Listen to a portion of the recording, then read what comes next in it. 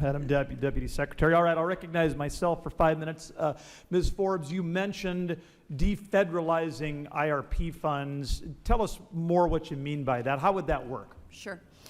So under the Southeastern Development Foundation, we have IRP funding. We actually have 8 of those funds. That's a 30-year term at 1%.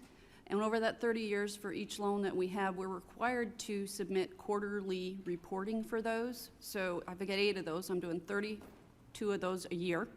Not only do we have to do it the first time that the monies go out, but when they come back and they go out again, we consistently have to keep track of the jobs. We consistently have to keep track of where are those funds going.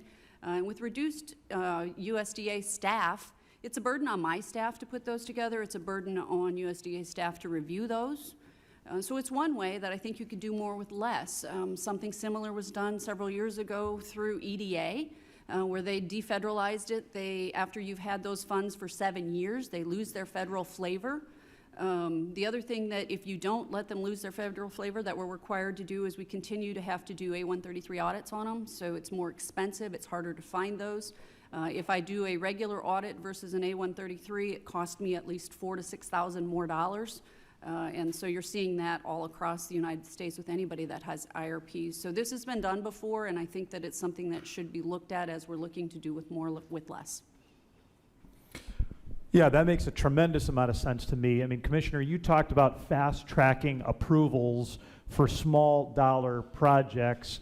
Is there a particular step in the process you truncate, or how would you fast-track it?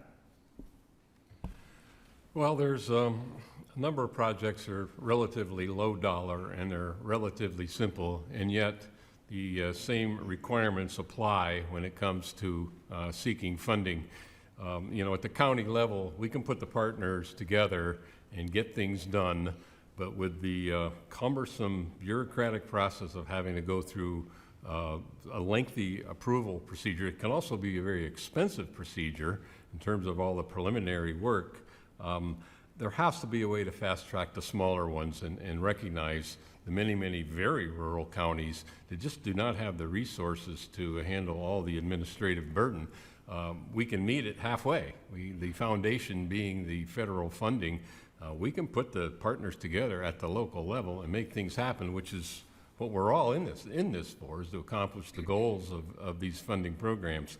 But the cumbersome process, it's daunting.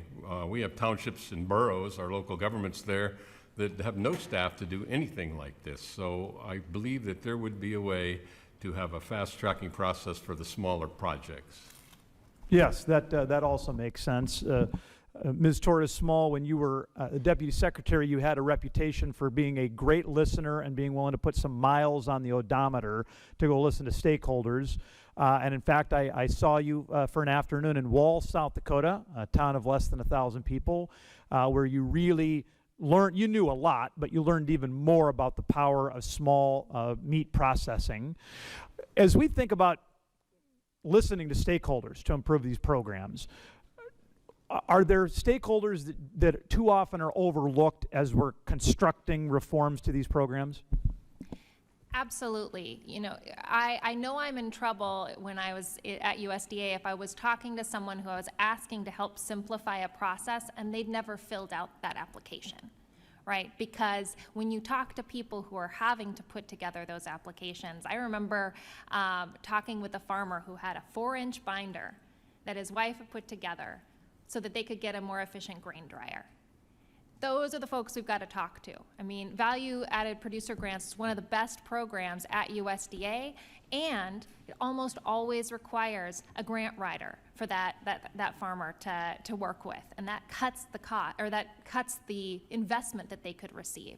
So we've got to be spending more time talking with the people filling out the applications and having these user-guided pathways to walk with them through the application so you can identify, as Commissioner Heimel mentioned, those places where it takes too much time to fulfill the application.